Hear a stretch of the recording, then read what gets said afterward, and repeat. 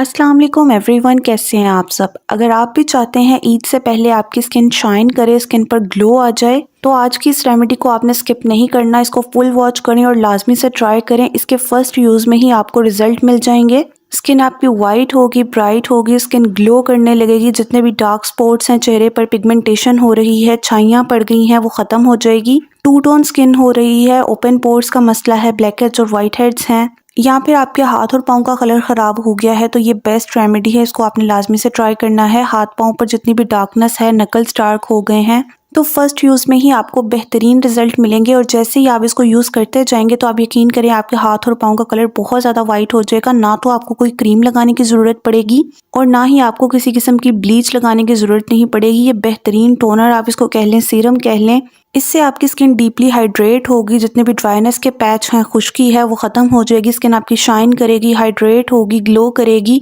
चेहरे पर पिंपल्स के निशान है, ब्लैक कलर के, रेड कलर के स्पॉट्स हैं, तो वो भी इससे ठीक हो जाएंगे। वीडियो को स्टार्ट करने से पहले अगर आप मेरे चैनल पर न्यू हो तो चैनल को सब्सक्राइब कर दें और वीडियो को भी लाइक कर दें। अब हम रेमेडी बनाना स्टार्ट करते हैं। अब सबसे पहले आपने एक नीट एंड क्लीन बाउल लेना है और उसमें पहला इंग्रेडिएंट मैं ऐड कर रही हूँ एलोवेरा जेल। और आपने इसमें मार्केट वाली एलोवेरा जेल ऐड करनी है। तकरीबन 1 चम्मच मैंने इसमें ऐड किया है। एलोवेरा जेल ओपन पोर्स को श्रिंक करती है, स्किन पर कूलिंग इफेक्ट देती है, रेडनेस और रैशेस को ख़त्म करती है। सेंसिटिव स्किन वालों के लिए भी एलोवेरा जेल बहुत अच्छी होती है।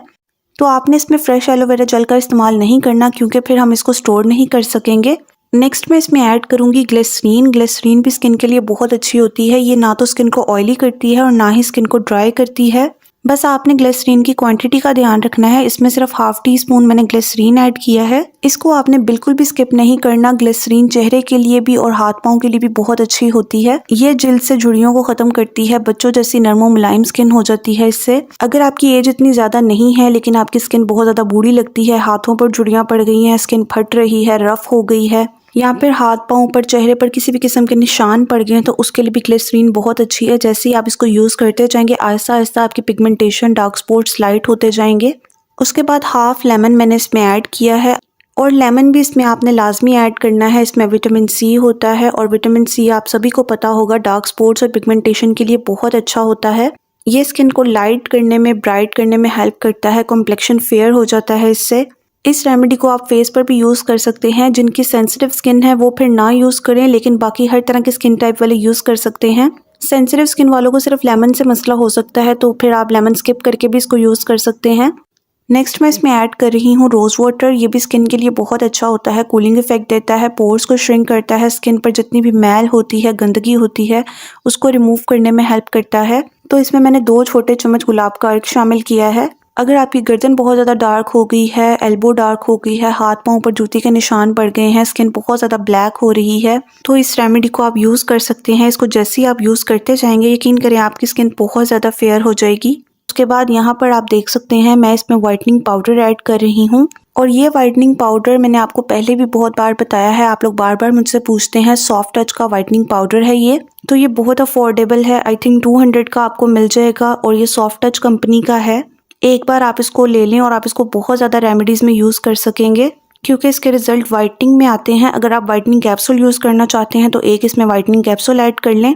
और यहाँ पर सिर्फ 1 चुटकी मैंने इसमें वाइटनिंग पाउडर ऐड किया है। अच्छी तरह से आप इसको मिक्स कर लें। इस रेमेडी का रिजल्ट बहुत ज़्यादा फास्ट है। आप कोई ब्लीच लगा लें, उसके आपको इतने अच्छे रिजल्ट नहीं मिलेंगे, इसके आपको बहुत अच्छे रिजल्ट मिलेंगे और लॉन्ग लास्टिंग होंगे। मतलब ज़्यादा दिनों तक इसके रिजल्ट रहेंगे और ना ही आपकी स्किन डैमेज होगी, ख़राब होगी। और अगर आप इसको लगाना छोड़ भी देंगे ना तो आपका कलर उस तरह से ख़राब नहीं होगा जिस तरह से फार्मूला क्रीम छोड़ने के बाद होता है।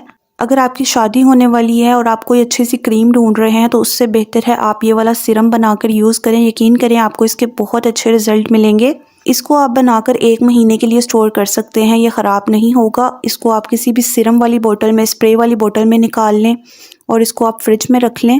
और आपने इस सीरम को रात के टाइम पर यूज़ करना है, दिन में इसको ना यूज़ करें क्योंकि इसमें लेमन ऐड किया है। अच्छा, दिन में आपने इसको किस तरह से यूज़ करना है वो भी मैं आपको बताती हूँ। आपको बहुत अच्छे रिजल्ट मिलेंगे और आपने इसके सिर्फ 2 से 3 कतरे लेने हैं। पूरे चेहरे और गर्दन पर अच्छी तरह से लगा लें। चेहरे और गर्दन के लिए सिर्फ 2 से 3 ड्रॉप्स काफ़ी हैं, इससे ज़्यादा आपने नहीं लगाना। इसको लगाने से पहले आप फेस वॉश या साबुन के साथ अपने चेहरे को धोकर ड्राई कर लें।